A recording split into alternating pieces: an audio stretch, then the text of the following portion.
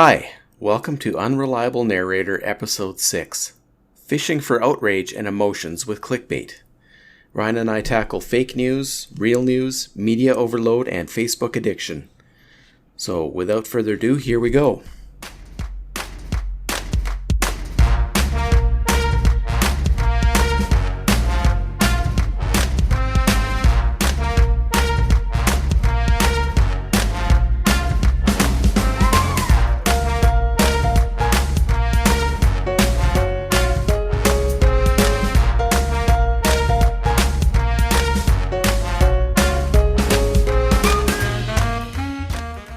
Hi, everybody. Welcome back to Unreliable Narrator.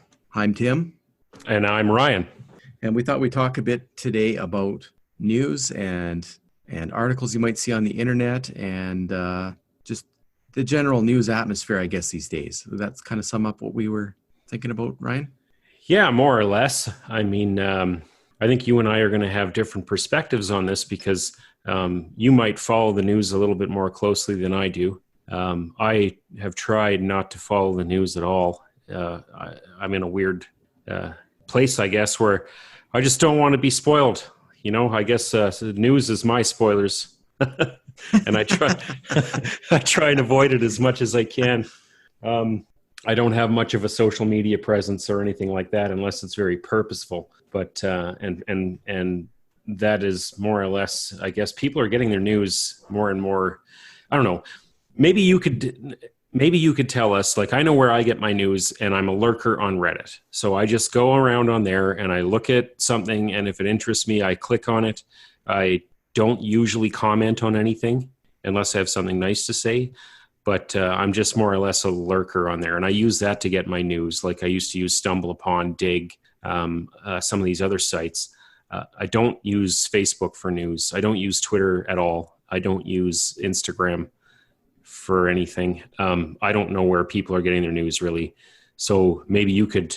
Well, you know, I don't really know where a lot of people get it from either. I think a lot of people are relying on Twitter and Facebook. Yeah. And for whatever reason, both of those places annoy the crap out of me. Especially Twitter, I just don't like it. So I never go there. And I have an account there, and you would think... I keep trying to stop the emails from that account. I keep unsubscribing, and they just keep sending them to me. And I just keep deleting them. But Facebook, I've actually unfriended everybody that sends fake news or anything to do with politics on there. I pretty much either mute them, unfriend them, get rid of them. Because if I go to Facebook, like you said, I'm there for a specific reason. I'm either supporting other people's projects they're working on, or trying to keep track of a specific individual, what's going on in their lives. I'm not there to look at that kind of stuff. Yeah, I do, like, I won't lie, I do have it, and it is the one thing I do have, and I use it for a very specific thing, and I don't use it to keep in touch with family. I don't use it to keep in touch with friends. If I do that, then it's a personal connection. Mm-hmm. But I hate to be the old grandpa here who goes, I remember how it used to be, but I'm going to say that right now. I do remember how it used to be. And I think when we first started using it, if I can remember correctly, someone told me about Facebook back in, I'm going to say 2007, I think it was. And when I first started using it, it was a nice place to share. I don't even think you could put up a status. Like, you couldn't really say like what you were doing at the time. And that was a thing that got added after everyone started using it, or after more people started using it. So it was just like, you get on there and you'd have your name up and you'd have a picture up, and you could throw up a picture of what you were doing, really. And that was about it. So you could kind of see what someone was doing, and I don't know, they could add captions to it. It's more of a photo sharing site. Do you remember it that way, or? Yeah, and that was when I originally got kind of annoyed with it, because in specific, a couple people were, I'm so happy that I got up this morning and had coffee and then changed my kid's diaper, and that's what was on there at that time. It was pretty much just a snapshot of what they were doing, maybe a picture, and I found it fairly, very mundane. And that's one thing that I don't like, is mundane things. No, I mean, I'm always looking for the fantastic stuff. Yeah, and I first I remember the feeling you got when you first got onto it or whatever. A person's life, they go through. You go into high school and you meet all these people, and then you forget about them, and then it was nice because you could get on there and you could do a little bit of catching up, but nothing uncomfortable at the time, and it was kind of nice for that. Like you see where that person's at in their life. You see what they're up to. Oh, so and so had kids. I had kids. Yeah. Everyone, you could kind of get along with that, and it felt like kind of like you got enough information about someone that it was more or less just like a black book with pictures. Yeah, it was just a nice friendly Snapchat or a snapshot. A snafu there, snapshot. But and you could kind of more or less control how much. There wasn't really an interface there. Like you couldn't get invasive into someone's life. They could kind of like you could lurk on them. They could lurk on you, and it was kind of more or less like. I remember someone saying it's a little creepy, but it was only what you wanted to put out there, right? The thing I noticed was that. Once they started adding the status updates is when you started to get into this weird area where there's a couple different kinds of people that I was experiencing is ones that and then there's ones that personally and you spend actual physical time with in the real world. And then there's other people that are just kind of more or less, I guess, relegated to being internet acquaintances. And the more that I saw some of the people that I know using the Facebook stuff, it was like if some people were absolutely miserable, right? But when you looked at their Facebook, it didn't reflect that at all. So it was this kind of weird world where, I don't know, in a strange way, I guess you could be whatever you wanted to be, even if that wasn't necessarily the truth. And I think that's where you get into where we are now, right? I think so. But I don't really spend a lot of time on Facebook myself, especially if I'm looking for something interesting to look at. I go to I think it's called Flipboard. It's an app on my phone. And I just open that up and see and I just flip through the articles and stop at any ones that just seem, I actually go out of my way to look for the ridiculous ones and read those ones because I think it's hilarious the way that the trend in them. So a lot of my news is swayed, I guess, let's just say, to the sensational. And that's because I find it funny. So maybe I have a different take on it than almost everybody else. I get the feeling that a lot of people read these things blindly. Like I'll just read this one that I saved specifically that came out last week. Scientists identify new dinosaur species as the largest flying mammal to live. And this is a serious article. So they're saying that this dinosaur was a mammal, the largest flying mammal. Now, I never heard anybody else like there's no comment saying dinosaurs aren't mammals. Like it just went right past everybody. I'm not sure. Anyways, it's a pterosaur. A plain-sized reptile, but in the title, it's a mammal. I almost don't even care what the article's about. You know what I mean? Like I'm just so happy that it says mammal and dinosaur in the same title. Oh, I know. There's one of my favorite things is, and I'm trying not to come off like I'm a know-it-all or anything like that. But you get a certain amount of, and I'm not. For those listening at home, for those 3 people out there, I am going to mention this right now. I'm not right. I might be a bit of an asshole, and I'm just going to come out and say it. Preamble. But anyway, no judgments here, but I find a lot of people get sucked in by satire, and they repost or something that is satire, and sometimes really obvious because it fits where they want to be on any sort of given narrative, right? So you find a lot of people get sucked into that satire black hole, and it's just the strangest thing. And it gets everybody, all walks of life, and sometimes it's hard to distinguish what is and what isn't these days. We do live in a cartoon now. Mm-hmm. But what was the earliest example? So I guess we have a couple things we wanted to talk about. One was more or less clickbait, and I've had limited experience with that. I do see the clickbait stuff on a few sites that I go to, and I don't know. Sometimes I'm morbidly curious about. You'll never believe what Chunk from Goonies looks like now, and yeah, there is some of that. I wish I was a better person, and I wish I hadn't clicked on it, but I did, and he's gorgeous. No, I don't know. How about this one? This is a recent clickbait like that. Miley Cyrus unwinds at yoga as she prepares to divorce Liam Hemsworth, because she's doing that at the same time. She's doing yoga and preparing to divorce him at the same moment. That's just flat out clickbait. I don't understand. Like that headline has all the reasons. Like it has everything that you need to know right in it. Yeah, I know. Were there pictures? There's a nice picture of her walking up either in or out of the yoga studio, Oh, okay. and wearing yoga attire. So of course there's a whole bunch of people that are going to be interested in that. And then there's a picture of the two of them together previously, which really is none of any of our business. I No, kind of but feel bad to see that. Not because I think they should stay together or shouldn't stay together. I just don't feel like it's any of our business that they're breaking up in a way. yeah, the internet is, and I've just admitted it in the preamble here. It is a strange place for lurking, isn't it? It is. But I guess that's the whole celebrity pop culture thing, is just a lurker mentality. One of the stranger things I've seen for clickbait is I've noticed this more and more in headlines. I read a couple of different. I used to get, I'm a movie buff, so I'd get movie news from a certain website, and I've noticed that in the last 3 or 4 years, it's gone from being this is happening and this is the people that are working on it and here's where they were shooting in any given city to, or this is the movie that this guy's writing next or directing next, to sort of like in the headline, they'd say they started focusing more on think pieces. So they do a think piece, and then in the headline, they'd say, and why that matters.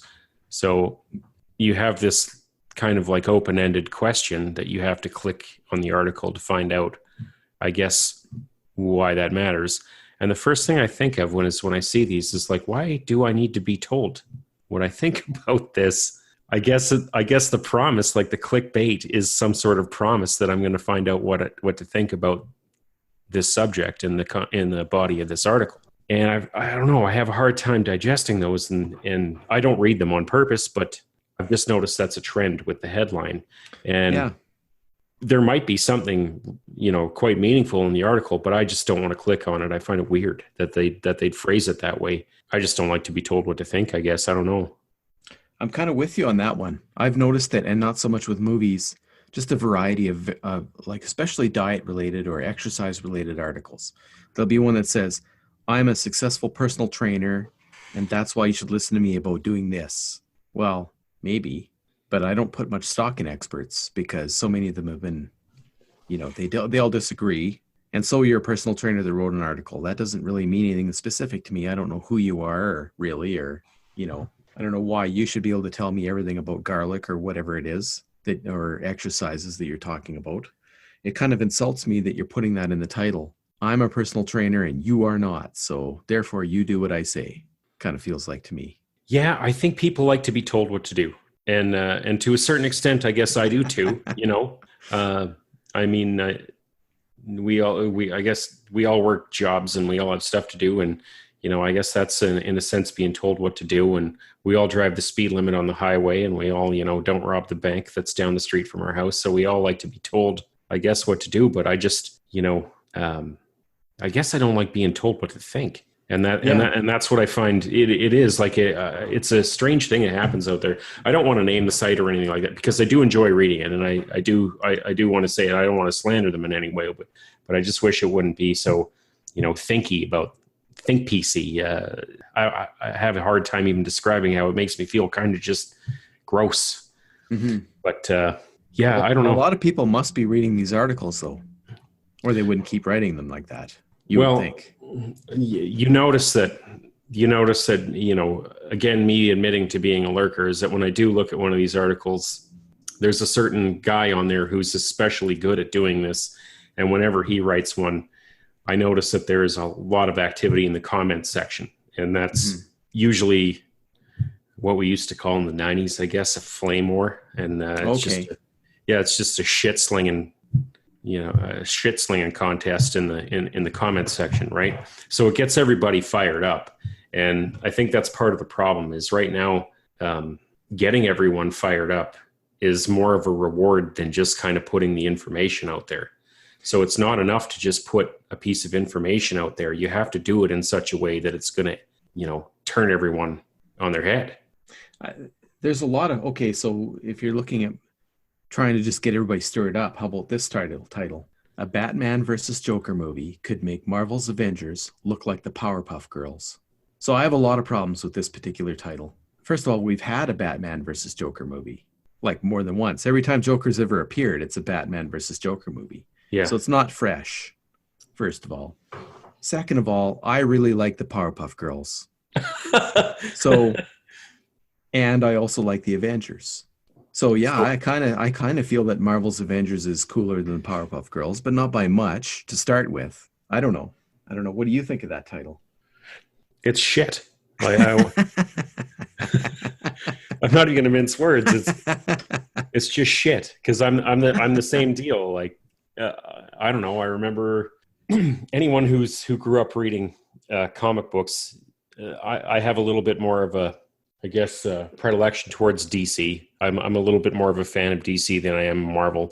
I hold a special place in my heart for those. But I'll tell you right now that man, I really enjoy Marvel. I have a whole whack of all sorts of Marvel comics, Spider-Man, Wolverine, all that stuff.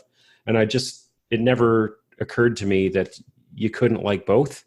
Well, they're in a different universe. Yeah. It's like comparing Lord of the Rings to, Spider-Man. It's irrelevant to me. Yeah, there is a weird gloating whenever they're, right now Marvel's really got their shit together, and when they do a movie, it's, the be all end all, and they're doing a good job of what they do. They do a really good job of what they do, and for whatever reason, that just isn't happening on the whole DC side of things, much to my dismay, because I really love that stuff. But you can't see an article about it without this. You brought up a really good one, because I've seen a few more like that, and I wish I had examples to lay out there. But it's usually when one flops on its face, and you can't bring up Shazam without bringing up, whatever other Marvel movie was out at the time and comparing it. And I don't know, it's like a weird dick measuring contest all the time that I just don't feel like I have to be part of. And I really liked Shazam. I also liked, Black Panther, and I really liked Avengers, and I'm going to continue to like all those movies until I guess I'm dead, and there's nothing anyone can do about it. Well, I think them being in different universes makes it easier to actually like more stories. Because we could drag all kinds of things into this. Rick and Morty is better than Powerpuff Girls. Well, the only connection there is they're both cartoons, right?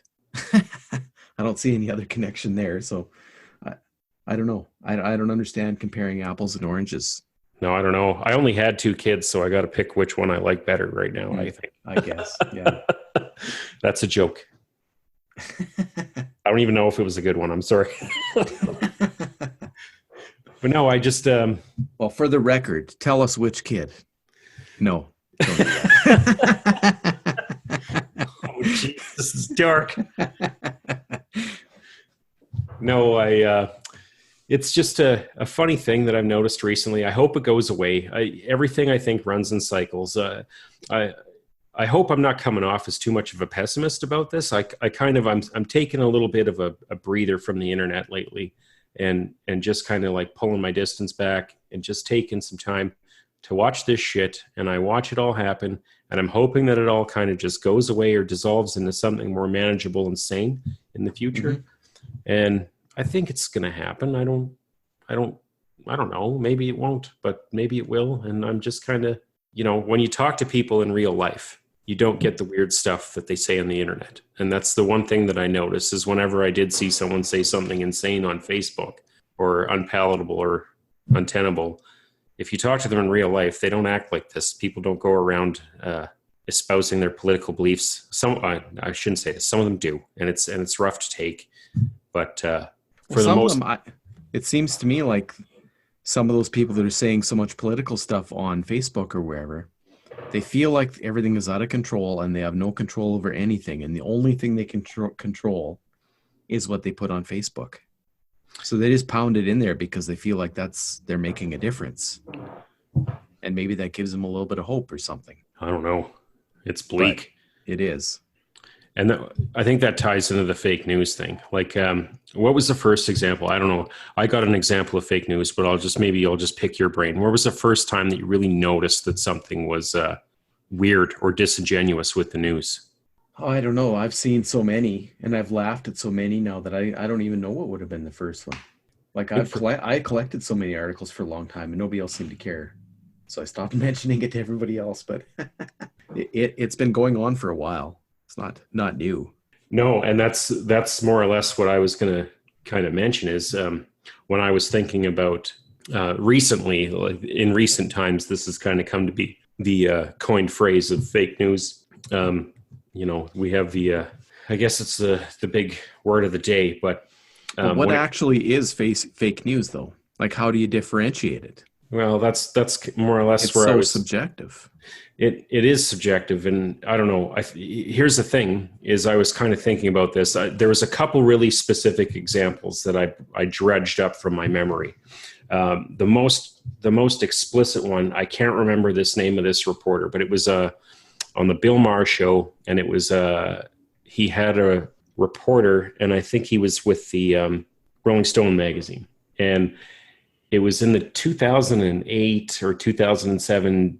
He was covering the Democratic primaries, which is happening right now. So anyway, what this guy did was he was invited to all these press gallery events or whatever, and he'd go in and he'd go to all the same functions and all the same events for them picking the leader that every other reporter went to. But the only difference is what he did was he came back, and instead of reporting on the actual outcome of the debates or whatever he was covering, he'd just come back to Bill Maher and he'd report on the actual fucked up process that he was privy to.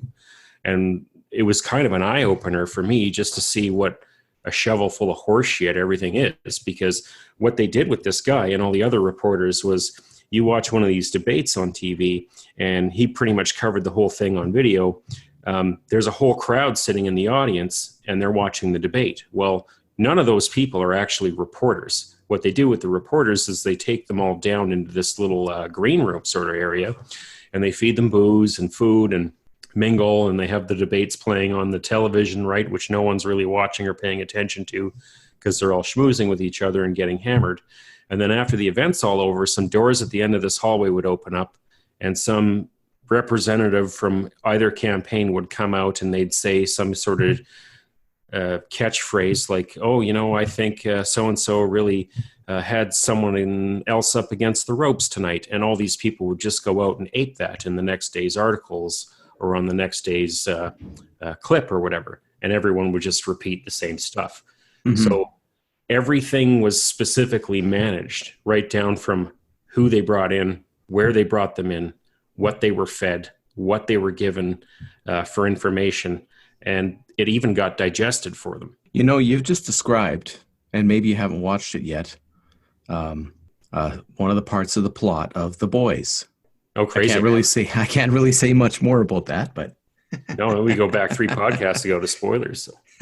I haven't watched that. No. So, but that is a, and he had his camera right there. I mean, as soon as I saw that, I just went, well, I can't trust any of this stuff anymore because it's all drivel. Like it's all picked for you. Yeah, it's all picked for me. And that guy that I'm trusting to deliver me the news is not delivering me the news anymore. He's delivering me what someone wants me to know. So that to me is, I don't know, the most subtle lie that they could possibly do. Yeah. Well, that kind of stuff is going on right now. And so I have to pick through, because like I said, I looked for the most sensational articles and I'll read at least the first 3 or 4 sentences just to see if it's actually something I want to read. I'm like the worst person at picking, just the real fluff in a way to laugh at. But right now there's a lot of Trump stuff going through. And you can't tell if any of it's actually real or not real. So I laugh at a lot of the headlines, but I just keep going because it's, like you said, you can't tell what is actually going on there. Impossible for us to know. You got a couple? No, I didn't pick any of those out because I wanted to stay away from politics. Oh, but, shit. Well, let's just go down that path because we're. Okay. I don't mind skipping over politics. Yeah, we can skip over politics. That's fine with me. That's fine with you. Okay. Yeah, I was hoping not to talk about politics because I don't care. No, that's fine. But I think the issues that I'm seeing is a real problem is misinformation just as much as fake news. Like people buy it too because some of the stuff automatically I know is false because I'm a farmer's kid, for instance. So this one article, stop buying garlic. Here's how to grow an endless supply of garlic right at home. And they've got this tray full of garlic plants. They're just growing it in a pan in their house. Well, you're never going to have an endless supply of garlic in your small apartment. Just period. You're not going to, right? No. And it takes time to grow it. It takes dirt, takes sunlight. Like there's a lot of variables here. It takes you actually watering it every day and on, right? Having proper nutrients in the soil. Yeah. The soil has to be replenished. But that's not the only one like that. Like there's a whole string of articles like that right now out there. This one's stop buying tangerines. Plant them in a flower plot and you will always have hundreds of them in your home. Hundreds. In a matter of days, probably. I don't know much about tangerines because obviously we live in Canada where they won't even barely grow.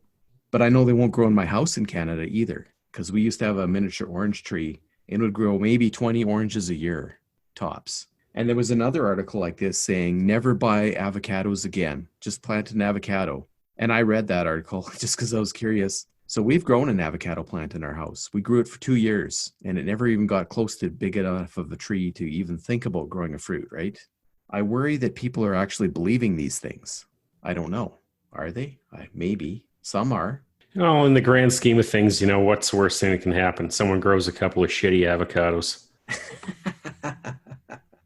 Yeah, I guess so. It just seems like such a strange path for them to be going down. Yeah, I what catches people's eye in the news is one of those things that you just kind of, I guess one of the other things that I've learned in this day and age is the old, I guess it's called confirmation bias, and it's the everyone does it.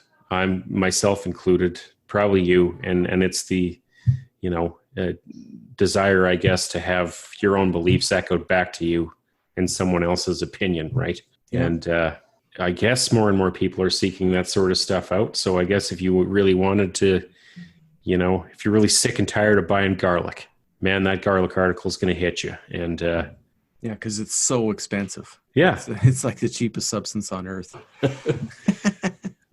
But, maybe there's someone out there going through just mounds of it. And I guess. And that's the one that's going to hit them. Or it's always, and you always look at these articles too. I'm just going to go through this one. I don't know if you've read the body of that one or if it's just been the headline, but I'm going to venture a guess to say that maybe when you look at this, it's going to say something like a whole big preamble, and it's not going to get there's going to be maybe 5 or 6 sentences in a big long article. It's going to tell you exactly what you need to do to grow garlic in your house. And you could have just said that right off the hop and gotten right to the cut of the chase, but you have to go through the person's whole history of how their grandma grew garlic and then how they planted it, and they always had fresh garlic and the whole house smelled like fresh garlic and it was great. You know what I mean? And yeah. It just goes on forever and you're like, Jesus Christ, just tell me how to grow the garlic. And then finally they do, and you're like, oh, I just burned up, a half an hour reading that crap. And that's pretty much, you've just described every single recipe article. Yeah, I've noticed that too. The recipe articles. I wanted to know how to make an old fashioned. I forgot how to do it. And I was looking through that, and I read some history of some guy, and he was just talking about how I don't know, who cares? He was just talking about this shit that didn't matter. I just wanted to know how much booze to put in. Well, yeah, and sometimes you read the entire article, and at the bottom it says, to get the recipe, click here or whatever, and then you still have to go to another page. Like maddening. Yeah. Maddening. Every time because I don't know, cookbooks are the thing of the past because you can just search a recipe, but then you got to go through all that. I guess it's a small price to pay in some ways. It is, and it's a lost art, the cookbook. If you're out there and you're thinking of writing a cookbook, just write one. Don't make another book to tell the stories about why you like the recipes, but just put out the recipes in the cookbook. Take pictures. I want to see them. Yeah. And maybe I might buy that other book on why you like the shrimp Creole. Or alternatively, you could put the story after the recipe. Put the recipe first and then the story. I don't know. Maybe that would be totally wasting their time then. Well, yeah, I'd still have to buy that book. Well, what about articles that are just sort of a general dread? I guess they just want to amp up the dread. There's lots of articles like that. Like this one last week. Google just got really bad news. Here's why it'll probably get worse and what it means for you. Oh yeah, nothing.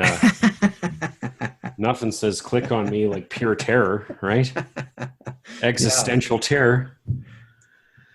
Oh, jeez. Yeah, that one's Yeah, almost depressing. You don't even have to click on it. You're like, oh shit. I know. I feel sad now.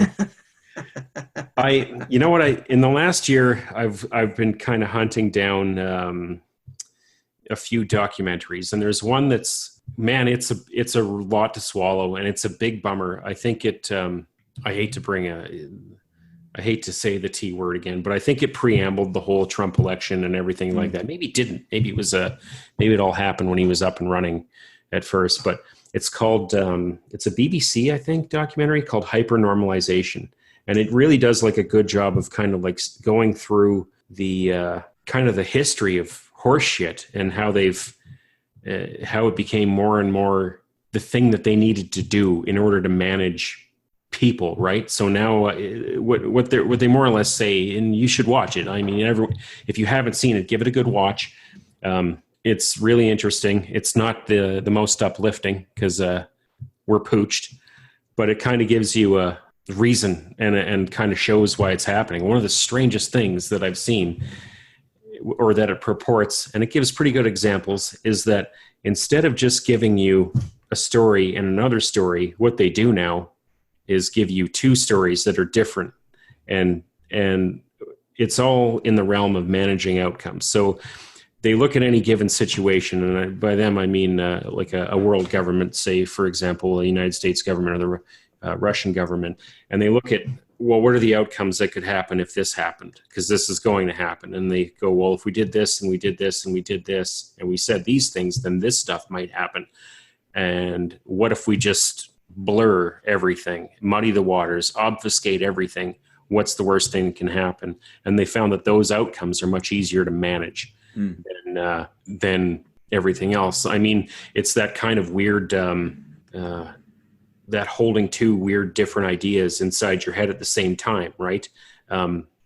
They hired this guy. The craziest thing was the Russian government had hired this guy who was a theater guy and drama expert or whatever. So what he started to do was he started to fund government money into two opposing groups. So one would be neo-Nazi skinheads, and the other one would be like a gay rights group. So the government is giving money to both these people at the same time, with the distinct pleasure that no one knows what the fuck is going on. No one knows what's going on, right? They're doing two diametrically opposed things, and nobody can say one thing or the other. Meanwhile, they're doing whatever they want down the road, but everyone's fighting about those two crazy things they just did. Just like a distraction. Yeah, it's all a distraction. Faint. So I've come to the conclusion that the happiest I've been is by not looking at the news. And to look at the things that are going to make me notice the strings or the man behind the curtain. That's what I'm most interested in. And I don't know if I can get that from the news because I think they're complicit in hiding it. No, I don't think. Yeah, the news is part of the strings. Yeah, you can't follow them back. No, they're Wi-Fi strings. Yeah, there's too many of them. There's too many things to go down. The only thing that you can do, I think, in this day and age, is to notice that when they're there, and to notice when they're being pulled. And then maybe look at who's pulling them, right? Man, this is deep. I feel like I'm 14 again, thinking about the news. Okay, well, let's stop thinking about the news and just go for crazy for a couple then, to defeat the depressing part. I want to hear them. Hear them? Okay, how about this one? Flying fish robot propels itself by shooting water out of its butt. Okay. But you look at it, and it's actually just shaped like a rocket ship, and it has fins and a nozzle coming out of the back that you would otherwise call the jet part. It doesn't have a butt. I just thought that one was ridiculous. Doesn't it though? Doesn't it? How about this one? 8 effective exercises to slim down your face. To slim down your face? I was just thinking this morning, Jesus, my face fat. I wish I could just exercise just my face, because spot exercises always work. Yeah. I mean, I don't know. I'm wondering if they caught you on facial recognition. Maybe. Yeah. Unfortunately, I got to read so many headlines in order to find the good ones, but that's the way it is. What was the the tabloid newspaper that was always on the rack there, and they'd Right, always the have Weekly World News. the Weekly World. That was I got so much shit for buying that because I'd buy them. Like I'd see a new Bat Boy story, and I just needed to know. I just needed to know. Bat Boy, yeah. I know it's horseshit, and I knew it, but it was my kind of horseshit. I don't know if that makes any sense. It does to me. I used to read those every time I went in the lineup. I mean, it's just a good time. And I wanted to know that Bat Boy's okay. I haven't followed up with him for a while there, but the last thing I knew, he was running for Senate. He bought a car. He had a girlfriend. He was getting into professional wrestling. You know, he led a full life, Bat Boy. If you're still out there, Bat Boy, let us know what you're doing. Yeah, Bat Boy, please send us an email and let us know. He's not sending us an email. Yeah, I forgot about Bat Boy. Well, while I was looking at all those other articles, I ran across this one, The Reason People Connect So Deeply with John Wick. And I found that one really interesting. I actually read that entire article, and it's more than just 5 words. So it discusses the deep psychological reasons that people are attracted to John Wick. And I don't know. He's a dark character, and he's not really all that a redeeming personality. You know, he's one of those mass murderers that we all love so much. Really. Yeah. He just kills a ton of people.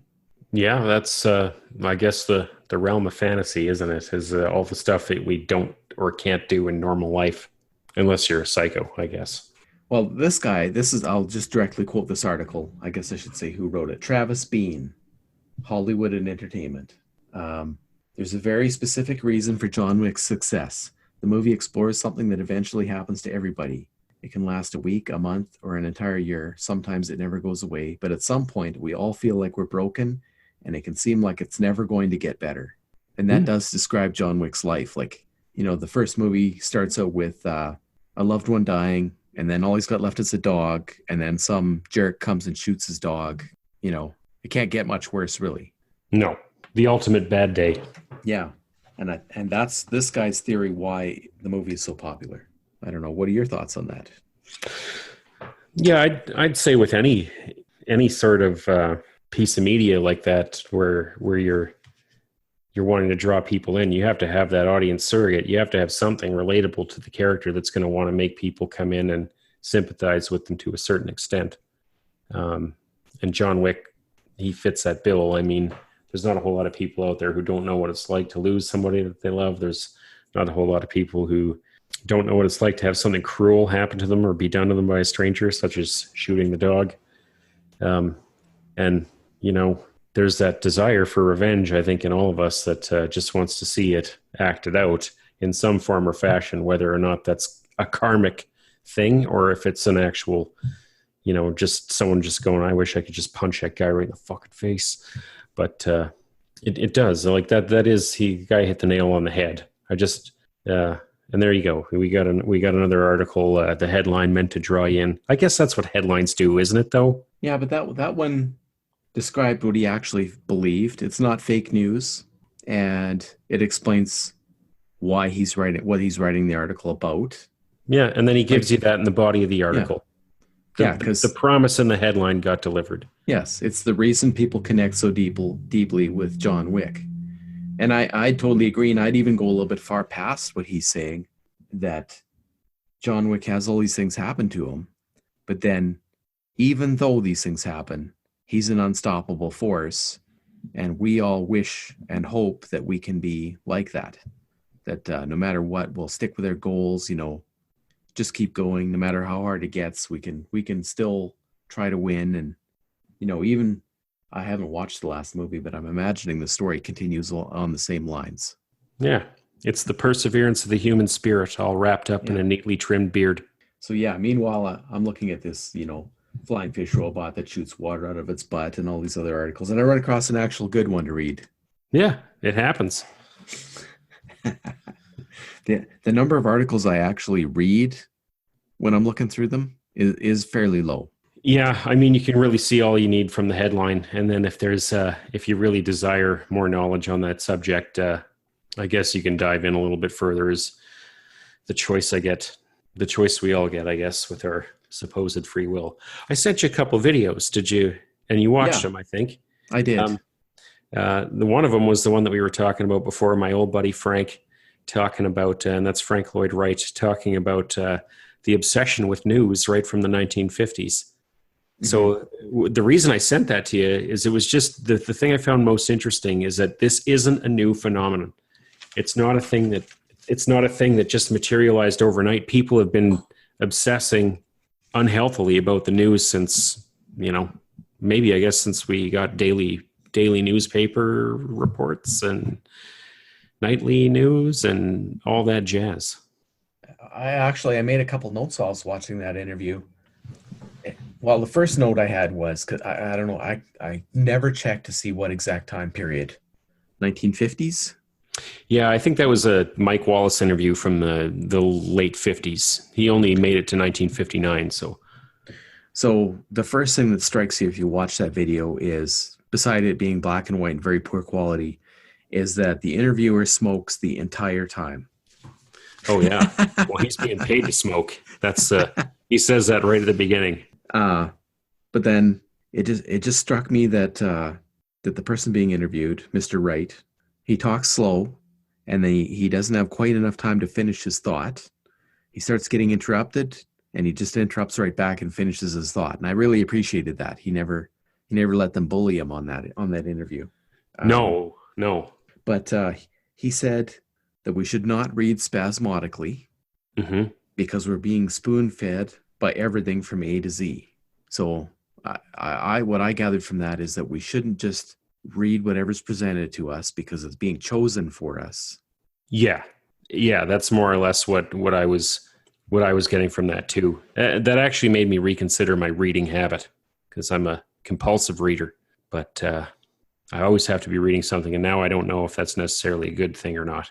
Well, and it kind of makes me think about it too. But I go on diets, information diets, just randomly. Suddenly, I'll power out and I'll be like, "That's it. I can't do this for a little while," and I actually delete apps right out of my phone to force myself to quit looking at them. So I'm probably due for a break here, and then I'll leave them out for a couple months, and then I'll install them again. Just because I can feel it becoming a bit of a problem. Yeah.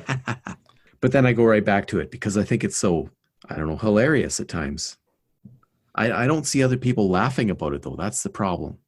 I think that one office that we both worked in together, he would come in for a coffee break, turn on the computer, and start going through the what we're discussing, these news articles. But he would go straight to the political news, and he would just get wound right up and upset and angry, and then go back out from his break. And he'd do that every day, and he'd try to drag the rest of us in on it. And it was poisonous. Yeah, it was. You get sucked into that stuff so easy because, people get excited, and, I like when people get excited. I like when people get excited about a movie that they watched, you automatically want to get excited with them. You see someone who's passionate about something and it catches fire, right? It catches on everyone else around. You're right. I remember that. I do remember. I'm going to have to go back and blank out that certain individual's name. Yeah, we should. Yeah, so for the record, his name was Zaf Beeblebrock. Zaf Beeblebrock, and he would get us all fired up. That's right.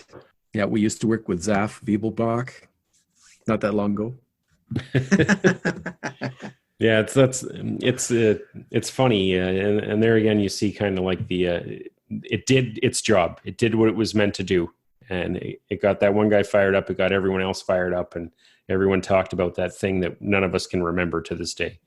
And that's the other thing is that's the other thing. Like that guy got all fired up in that moment. And do we remember even what he was talking about? No, we just remember that he got fired up. Right. And that I think is the way everything works now. I mean, when you look at the recent news, I'm trying to have as long of a memory as I can for this horse shit. But I remember them being something about they picked a judge or something like that. And that was a big deal in the news. And now nobody gives a shit. It's over, right? Nobody cares. And you don't hear about that stuff anymore. If it was a really big deal, and it was at the time, but it it obviously just went away, and it's not a career ender for that guy. It's not a career ender. It wasn't the smoking gun that took Donald Trump out of office. It was just another little blip along the thing. And it's just, everyone got all fired up. Everyone got pissed off. Everyone had the best arguments they had of their life. And where's that argument now? The argument is dead. Mm-hmm. And it was all for nothing. And that's just more or less, I couldn't illustrate it any better why I just kind of stay away and don't partake in it. It's just not healthy. But if that was all he had to get his blood going that day, I mean, if that was all the cardio he got, he probably needed it. Yeah. So just to get back to Trump for a minute, although this isn't directly related to him, I listened to this podcast called Dynamic Banter with Mike and Steve. And their podcast is literally, their tagline is a podcast about nothing, where they start out with a vague premise of almost nothing, and then they just roll with it. And they're two comedians. It's an amazing show, and I recommend it. My type of humor anyway. But I'm going back through their back history and just picking random episodes from different weeks. And one of them was called Duck for President. So I picked that one. Oh, yeah. And their premise, they started out with, they started playing with Donald Trump's name, and then they ended up with Donald Duck running for president. And then they started saying, I don't want a duck to be a president. I don't want a cartoon character as a president. And they just kept rolling with it, right? I just thought that was pretty interesting. And that would have been a 2016 episode. If anybody's interested in checking it out. What's it called? Dynamic Banter. Dynamic Banter. With Mike and Steve. Well, that's something I wish I could be, is more funny. I wish I understood how to do it. Sometimes you get it, but it's I find it's hard for me to do without coming off like a complete dick. They do a lot of wordplay, and sometimes they do come across like a couple complete dicks, but it's funny because that's their goal. I guess maybe that's the secret, is if I stopped caring, I'd probably be funnier, and people would be like, oh, you're funny. And then I go, oh, thank you. And then, I don't know, I just wish I was more funny. Well, you have your definitely funny moments. I'm trying real hard. This is some dark shit we're talking about here, though. Well, maybe next episode's going to have to be the funny episode. Yeah. And I don't know. With that, do you want to wrap it up? Sure. I think that might be a good place to end it. So on a promise of a funny episode. We're going to end it all here, folks. Funny will return in Unreliable Narrator. That's right. All right, Tim. Well, I've been told I have a catchphrase, though, and that is, it's been a slice. So, Colin, if you're listening, that one's for you. It's been a slice. It's been a slice. This feels like a challenge. Does this mean I need a catchphrase? Yeah, you just got to let it happen, man. You just got to let it move into it. Like that sounds like apartment. Studio apartment. Just move in there, find your groove. There's only one room. It's going to fit you. We'll see. That could be it. We'll see. Okay, let's wrap it up then. All right. Well, thanks everyone for listening. Thanks everybody. Talk to you again. You bet.